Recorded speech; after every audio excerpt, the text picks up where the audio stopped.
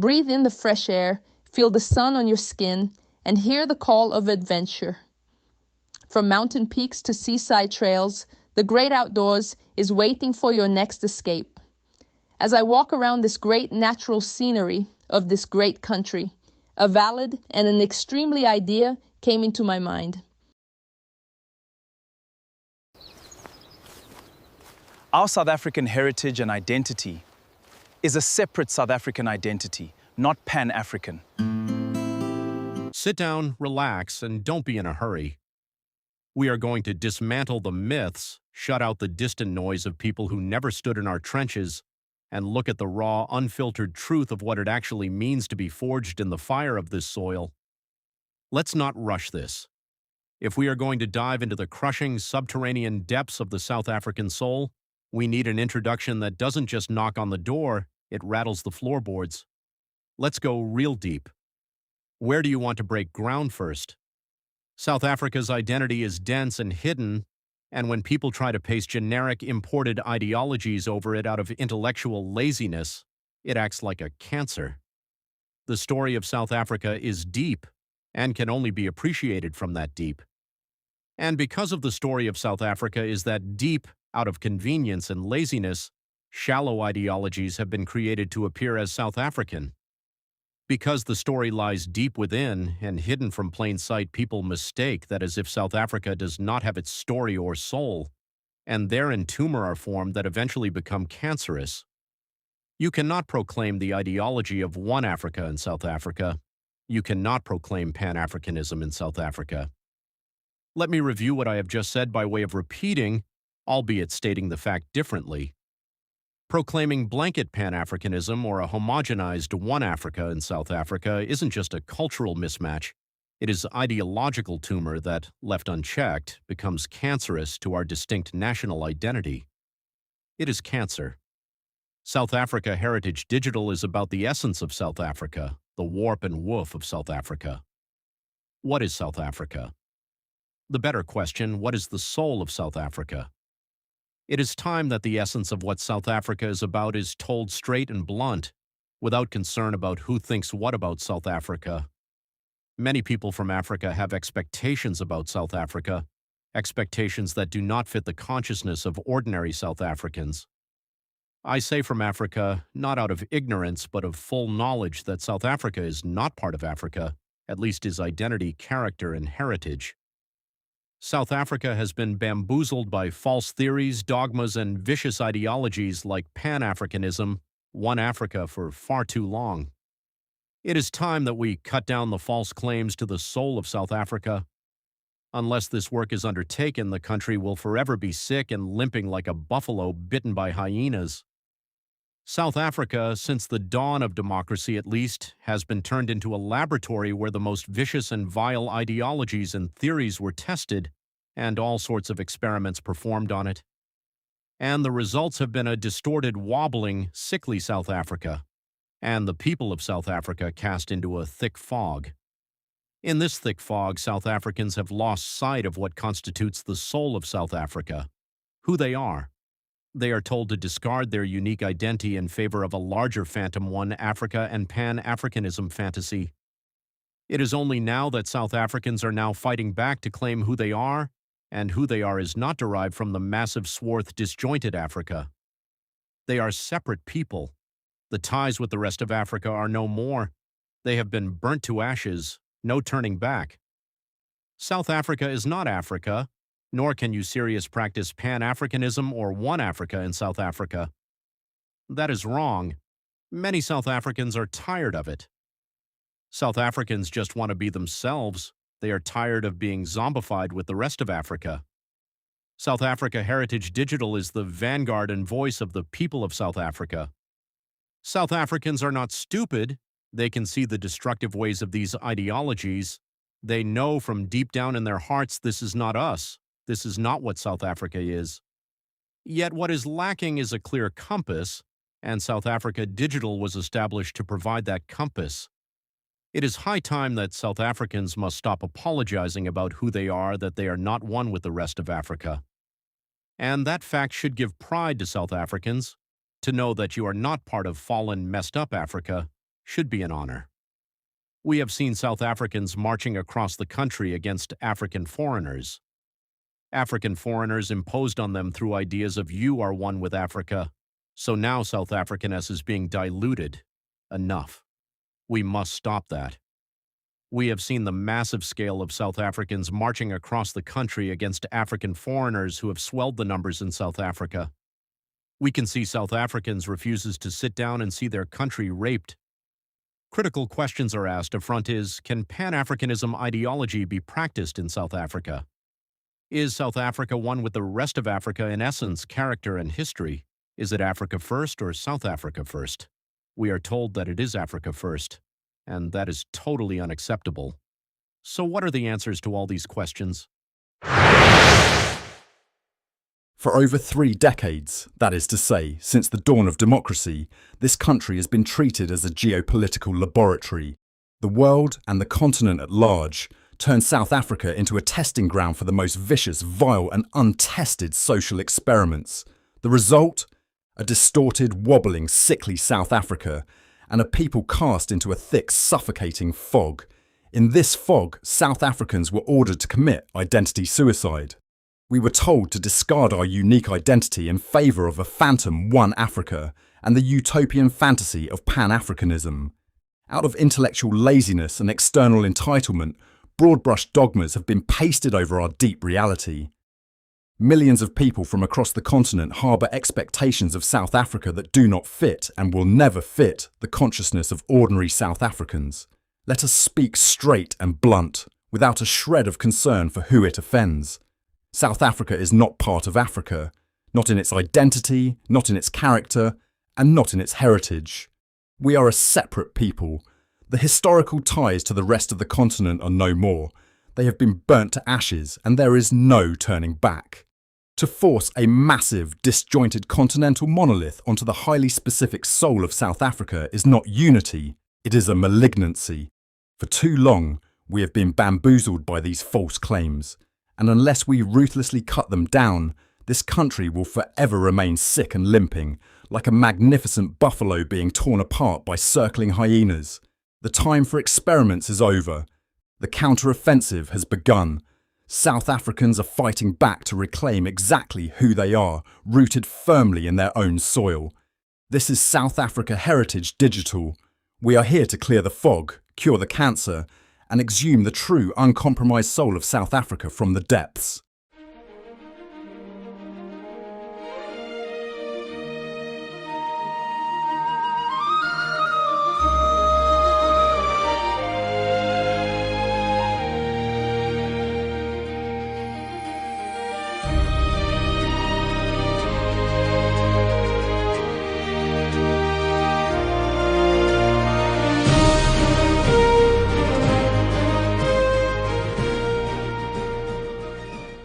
The story of South Africa is deep, and can only be appreciated from that deep. And because of the story of South Africa is that deep, out of convenience and laziness, shallow ideologies have been created to appear as South African.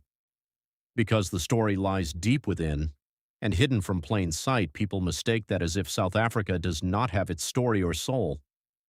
And therein tumor are formed that eventually become cancerous.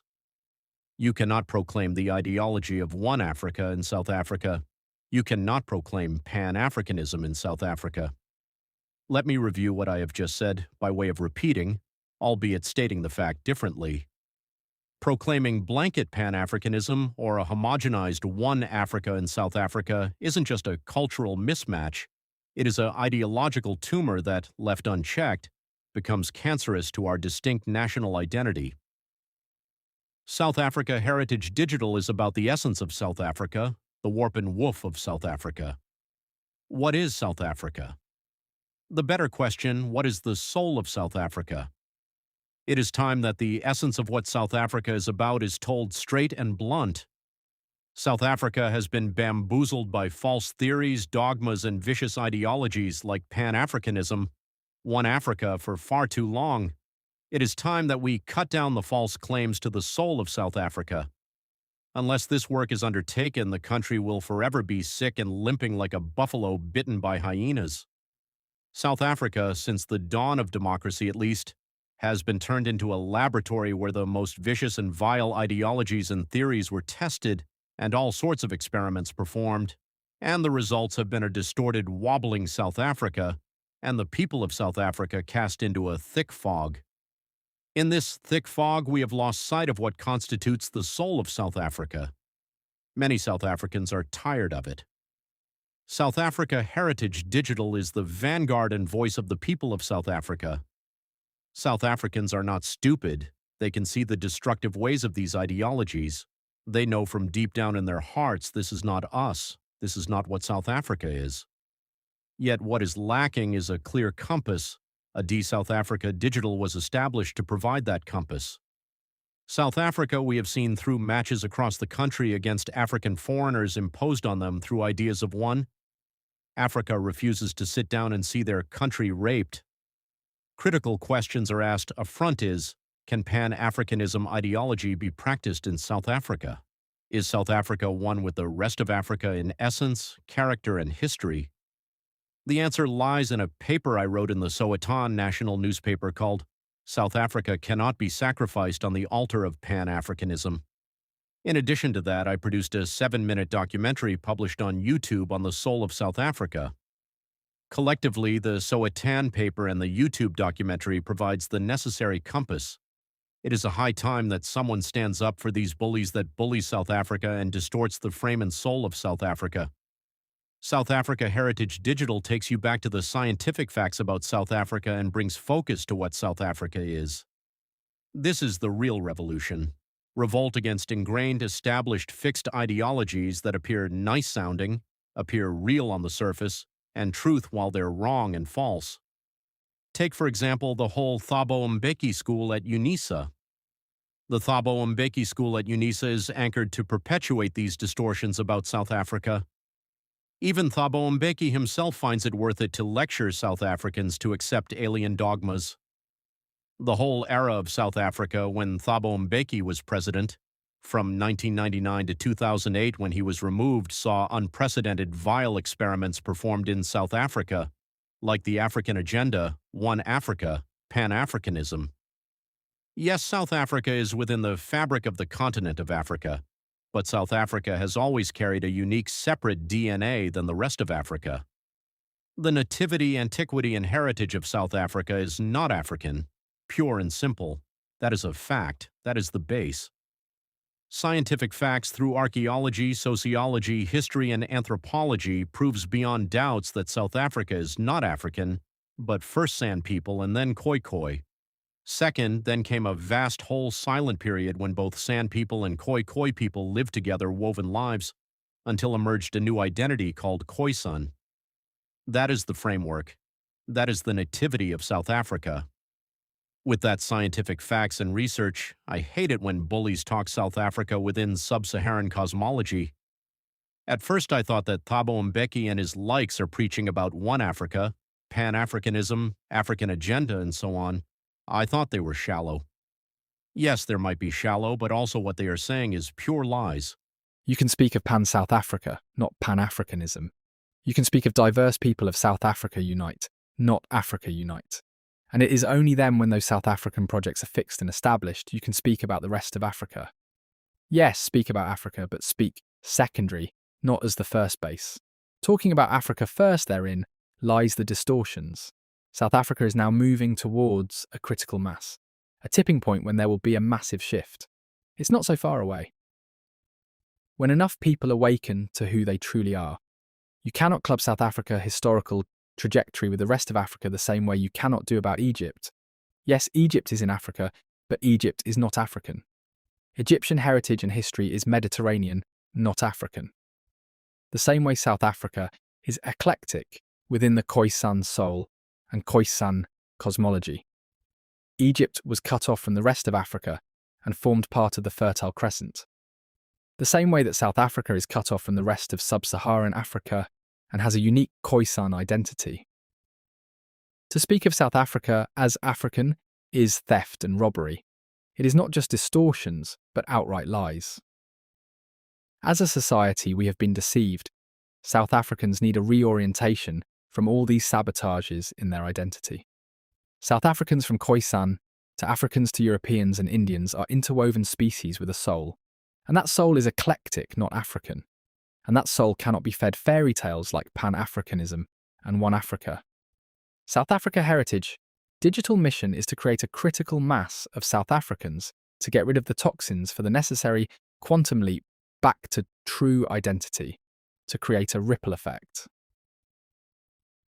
The whole reason for South Africa Heritage Digital is to grow into our greatest selves and remember the truth about who we fundamentally are. Diverse as South Africans are, we are all connected at an invisible level. The best way to learn is to teach. If you really want to own this material and integrate it into your life, it is essential that you teach it to someone within 24 hours of completing this book. This will serve two purposes.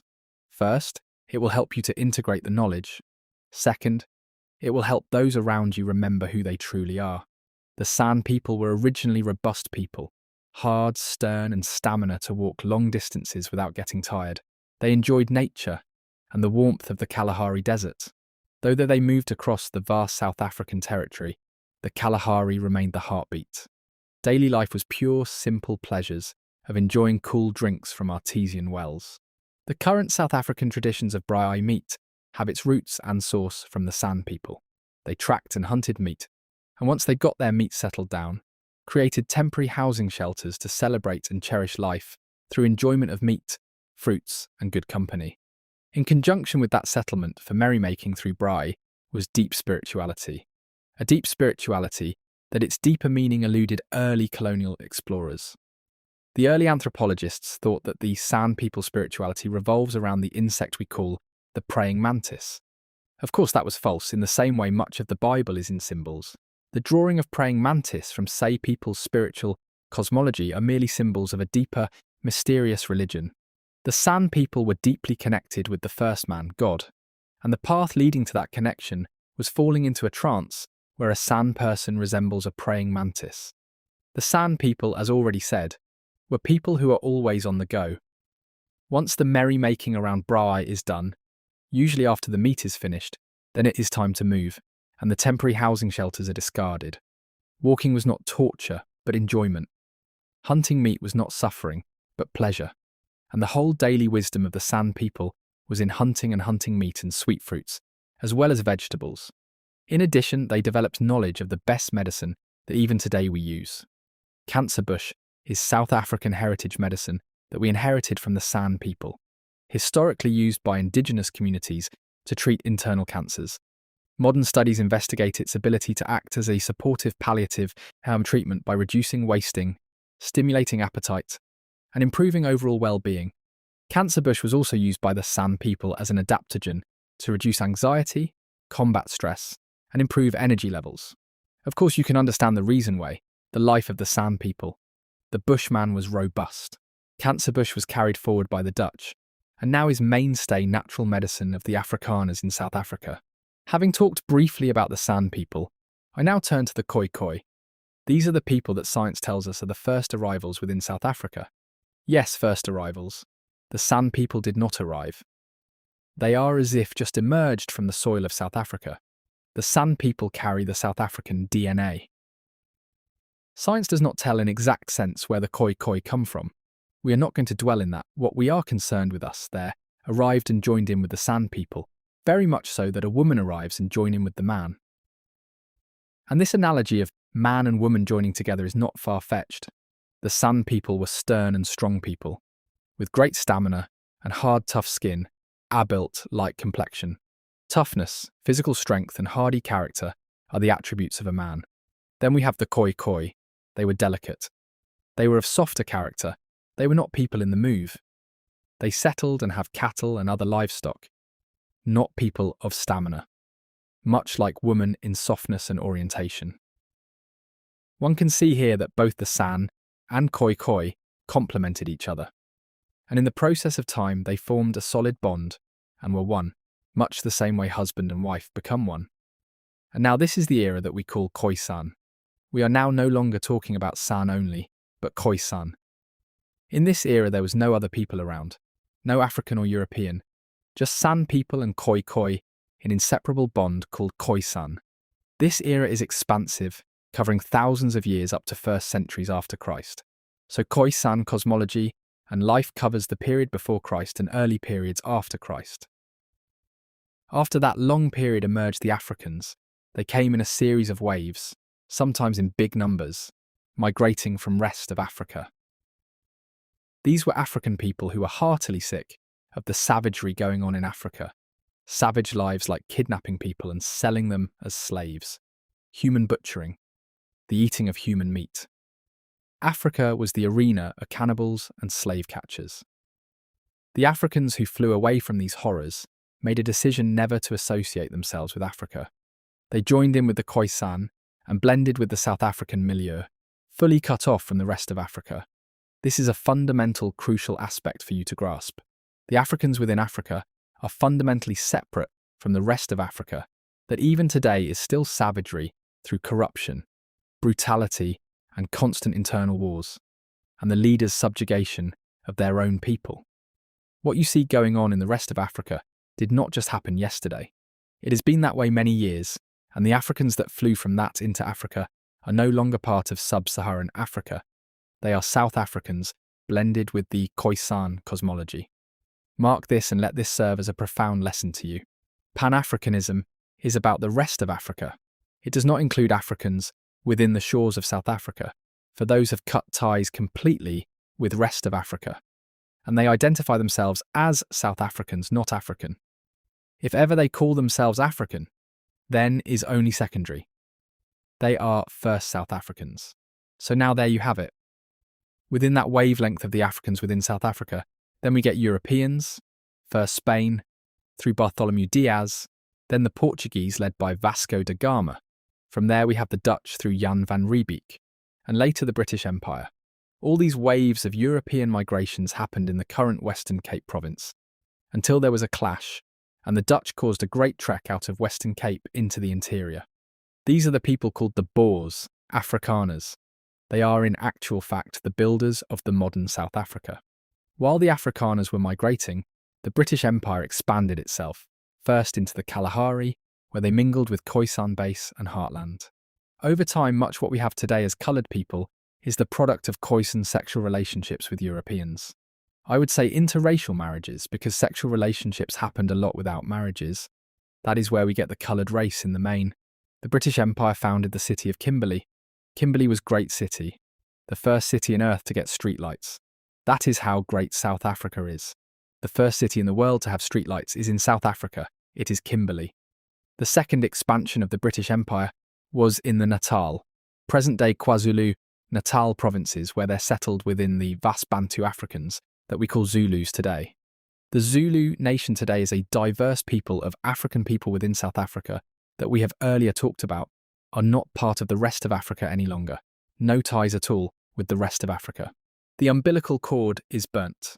They identify themselves as South African and carry the South African DNA, the Khoisan cosmology, that is uniquely South African and has got nothing to do with the rest of Africa whatsoever. The British Empire in KwaZulu-Natal founded sugarcane farms, and because they knew Diana in India are the master in sugarcane planting and harvesting, they brought Indians here in natal South Africa. Remember, the British Empire by that time have colonised India. That is the reason it was easy for them to bring Indians here in South Africa, because they were in charge. Much of current India actually has its some way origin from South Africa. Mahatma Gandhi grew up and lived in South Africa for more than 20 years, right here in Pretoria, Marabastad, as a young lawyer and eventually in Natal. Mahatma Gandhi was promoted by the British Empire to create independence of India from the British. So we have covered the ground we wanted to cover. We talked about the San people, the Bushmen, then the Khoi Khoi, and both San and Khoi Khoi woven together to form Khoisan cosmology. And that was a very long period that formed the very soul of South Africa. And from therein we get the Africans blending with the South African milieu and being South Africans. That is very important. Thereon we get Europeans. And then we have later in the Indians, that is South Africa. It is like a pentagon.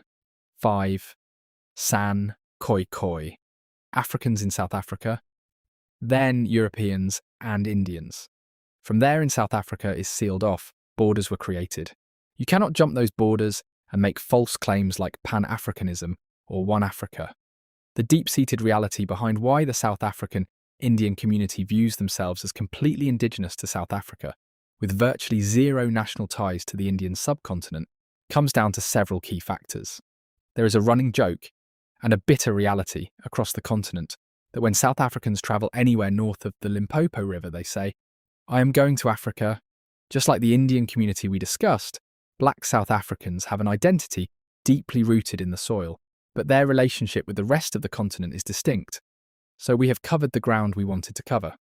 We talked about the San people, the Bushmen, then the Khoi, and both San and Khoi woven together to form Khoisan cosmology. And that was a very long period that formed the very soul of South Africa. And from therein, we get the Africans blending with the South African milieu and being South Africans.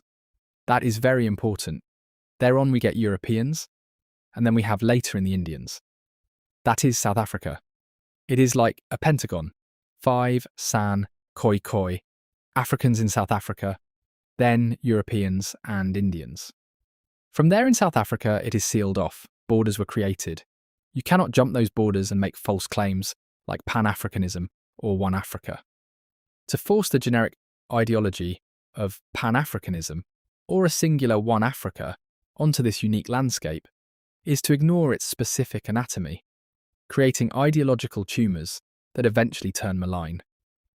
Every culture on Earth today was once in gestation that broke away from something else. The United States cut ties with Europe to build an entirely new identity. Brazil mixed Portuguese, African, and indigenous roots to become something unique.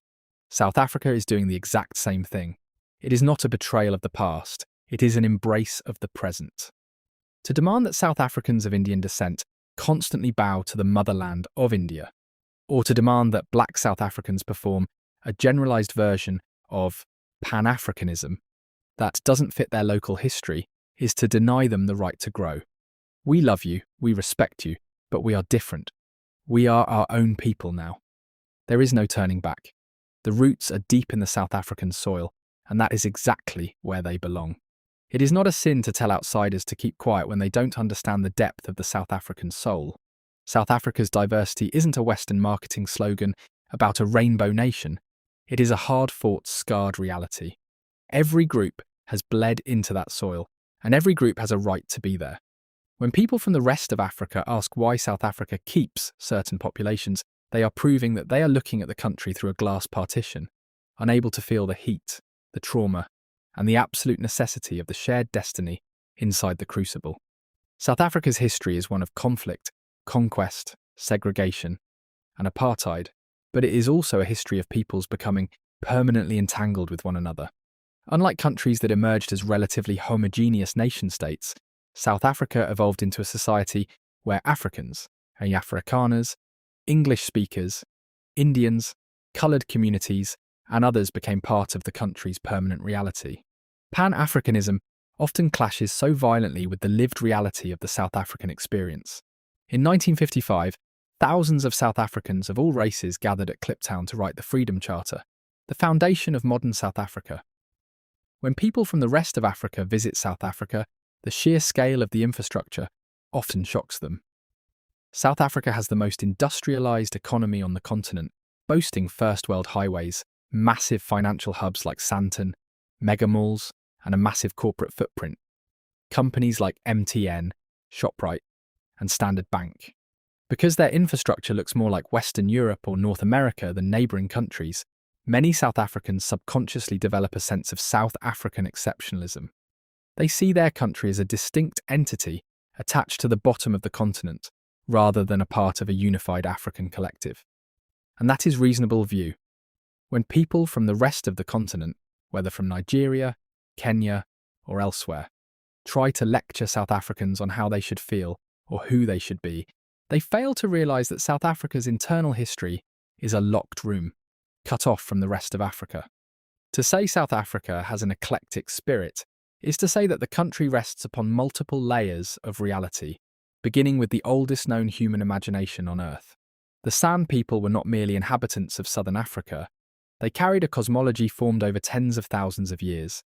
their rock art, trance traditions, relationship with animals, understanding of landscape, and conception of the sacred represent one of humanity's oldest surviving ways of seeing the world.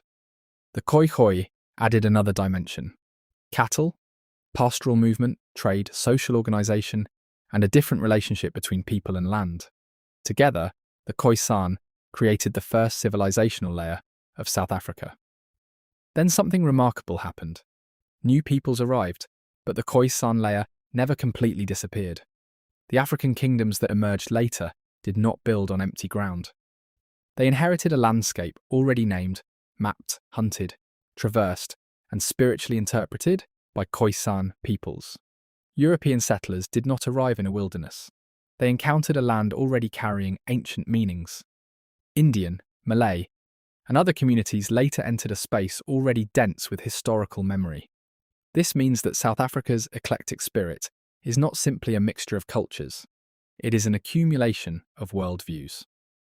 That is why South Africa often feels restless, creative, argumentative, and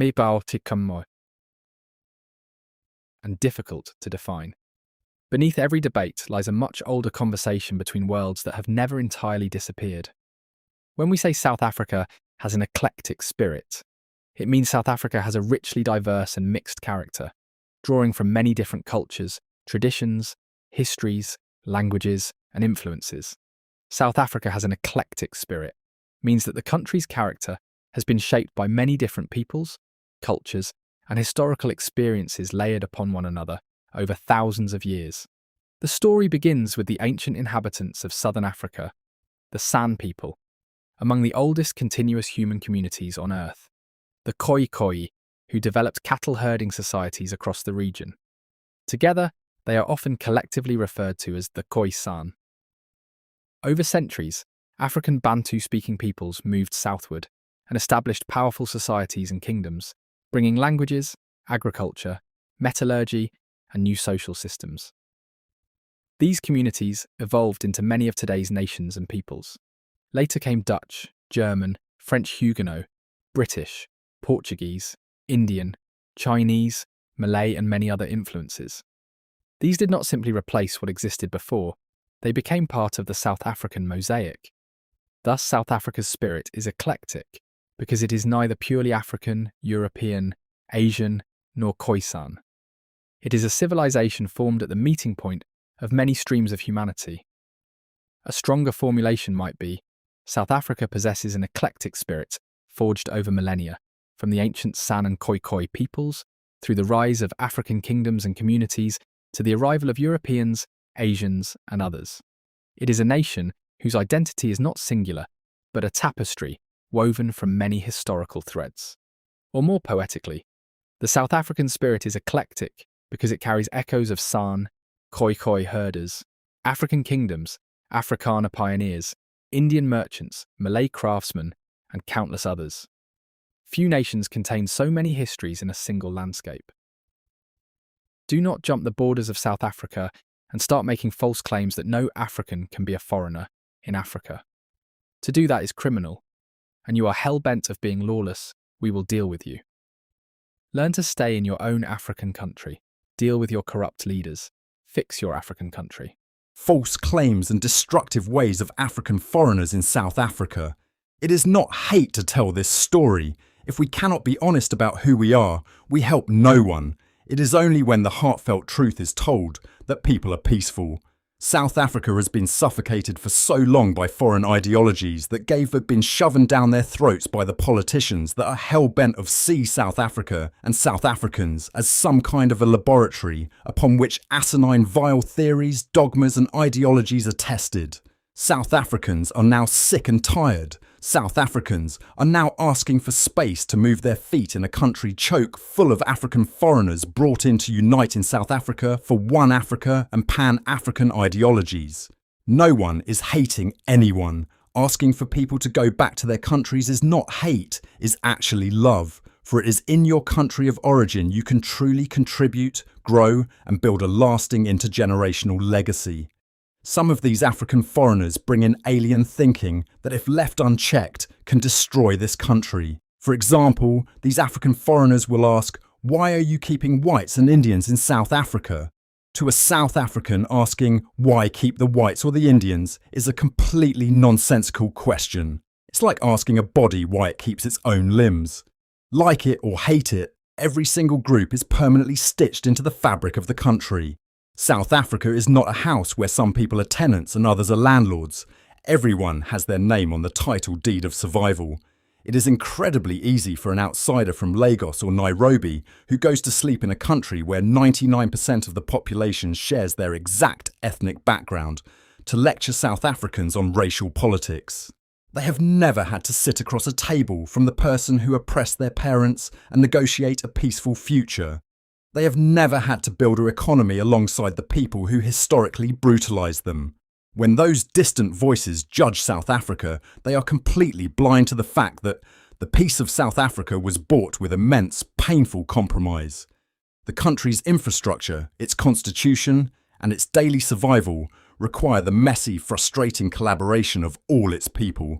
It is not a sin to tell outsiders to keep quiet when they don't understand the depth of the South African soul. Fix your country. Reserve that energy to your own fallen country and stop focusing on South Africa. You cannot proclaim Pan-Africanism in South Africa.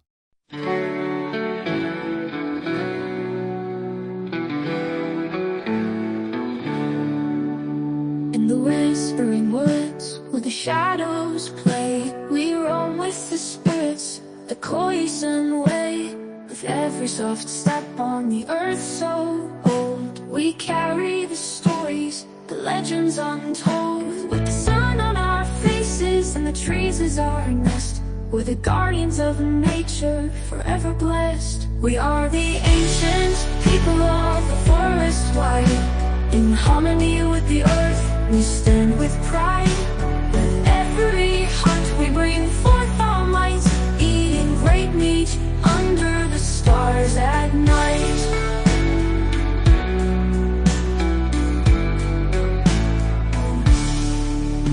With the sound of the drums echoing clear, we dance with the fire, our hearts full of cheer. The rhythms of nature, they guide us through time. In the arms of the wild, our spirits will climb. From the roots of the trees to the skies up above, we nurture this land with our wisdom and love. We are the ancient people of the forest wide. In harmony with the earth, we stand with pride. With every hunt we bring forth our might, eating great meat under the stars at night.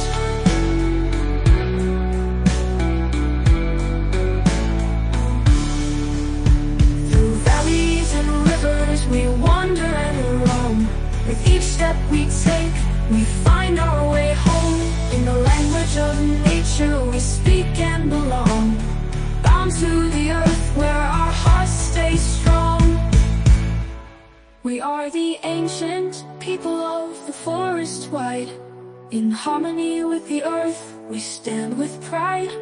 With every hunt we bring forth our might, eating great meat under the stars at night. So listen to the whispers, the tales of the past. We are the Khoisan, our legacy will last. With the forest as friends and the stars shining bright, we celebrate life in the glow of the night.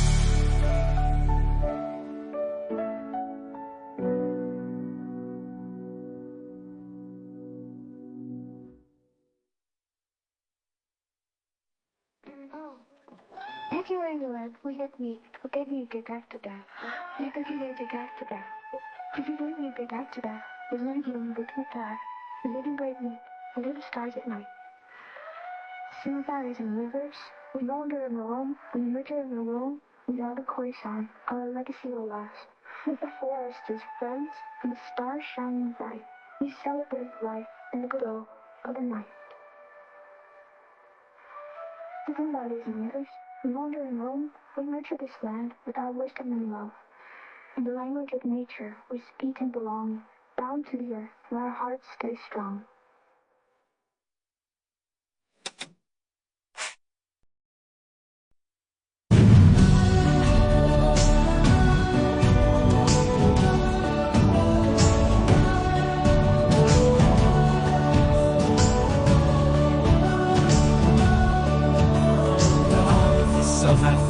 sun, where the golden plains stretch and run.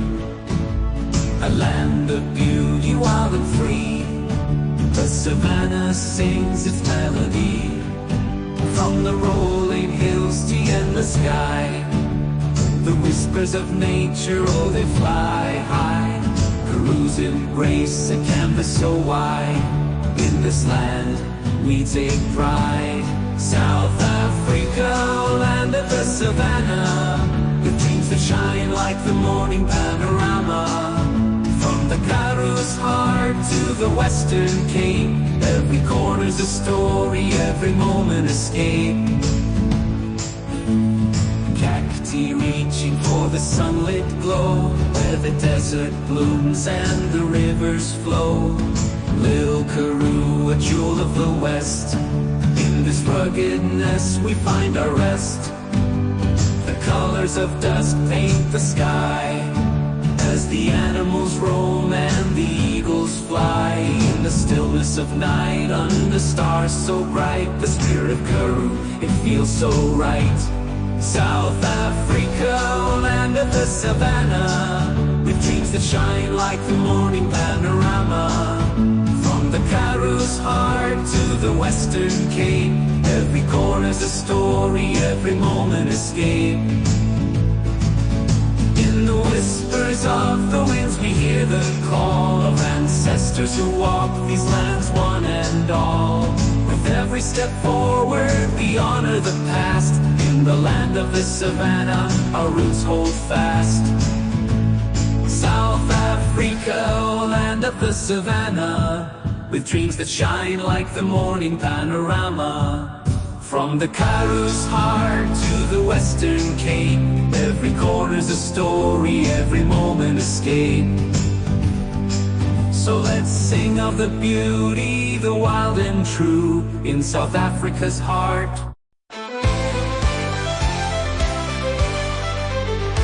In the dawn's early light we gather as one, the Khoisan people under a rising sun, with ancient wisdom passed through the ages. In the heart of the bush our story engages. We move through the shadows, through thicket and tree, hunting our meat, it's the way of the free. The whispers of nature guide us along, in the rhythm of the wild we find where we belong. In the bush we roam on a sky so wide, with the spirit of our ancestors as our guide. In harmony with nature we tread lightly, the Khoisan people, our hearts shining brightly. Footprints we follow tell stories untold. In the dance of the bush our legacy unfolds. With spears in our hands we move with the flow, the heartbeat of the land where the wild things grow. We honor the creatures, respect what we take, for survival means balance and a promise we make. Through rivers and rocks, across valleys so deep, the spirit of the hunt awakens from sleep. In the bush we roam on the sky so wide, with the spirit of our ancestors as our guide. In the harmony with nature we tread lightly, the Khoisan people, our hearts shining brightly.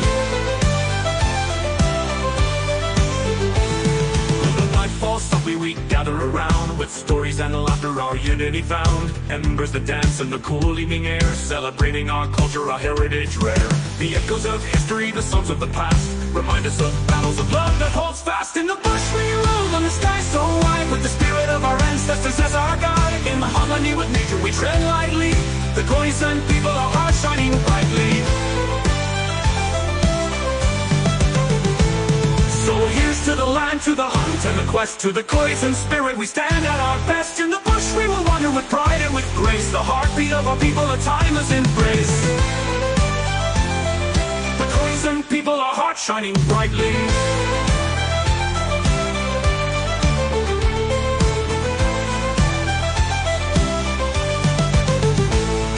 Footprints we follow tell stories untold. In the dance of the bush our legacy unfolds. With spears in our hands we move with the flow, the heartbeat of the land where the wild things grow.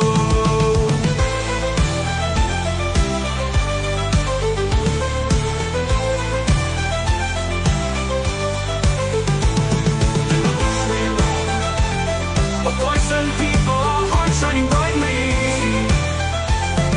The Khoisan people, our hearts shining brightly.